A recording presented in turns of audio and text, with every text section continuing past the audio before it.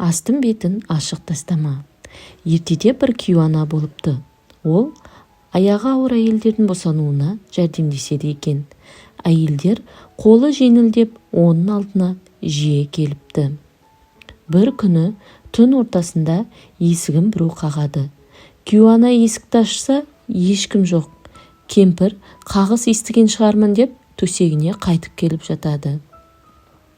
Бірақ оқиға дәл осылай 2 рет қайталанады. 3-ші ретте есік алдында тұрған ақбоз атты кісіні көреді. Түр-тұрпаты бөлек, өзгеше екен. Жақын маңайдың кісілеріне ұқсамайды. Бір жас келініміз босана алмай жатыр, соған жәрдем берсеңіз, дейді ол. Кемпір келісіп жолға шығады. Апа, көзіңізді тарс жұмыңыз. Біз белгі бергенше ашпаңыз, әйтпесе майып боласыз, дейді. Кемпір көзін тарс жұмып отырады.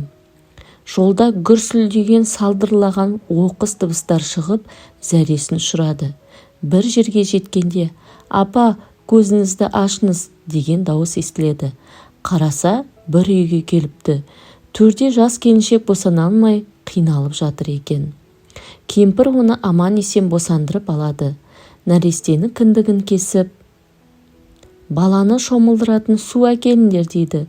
Өзін ертіп әкелген кісі қазір, дейді де біраз уақытқа жоғалып кетеді.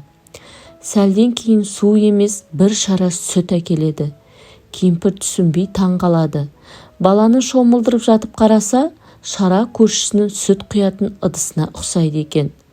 Кемпір секем алып қалады. Басқаларға білдірмей сақинасын сүтке салып жібереді. Бәрі біткен соң олар бөпені шомылдырған сүт пен тостақты қайтадан алып кетеді.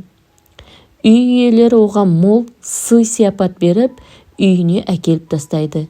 Кемпір таң атқанша көз ілмейді. Ертесіне түндегі шараны тексеру үшін көрші үйге барады. Таныс ыдыс көзіне оттай басылады. Ішінде сүт тұр екен. Ол сүтті сүзіп, сақинасын тауып алады. Сол кезде барып, түндегі бейтаныс кісілердің жын пері екенін түсінеді. Көршісіне болған жайды баяндап, сүтке жын баласын шомылғанын айтады да, сүтті адам аяғы баспайтын жерге төктіреді.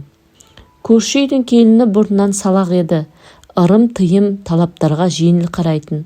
Майлықтары, жаулықтары айлап, апталап жуылмайтын. Кешкі астан соң ыдыс аяғын жууға ерініп жата салатын. Үйдегі ас ауқаттың бетін бүркеп жатуға да ерінетін.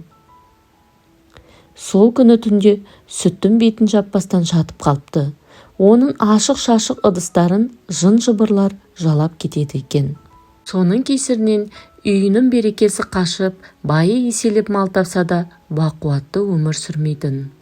Осыған байланысты ел ішінде түнге қарай сүт пен суды, ас ауқатты ашық тастамау, ыдыс аяқты жуып жату туралы ырым талаптар көбейген екен.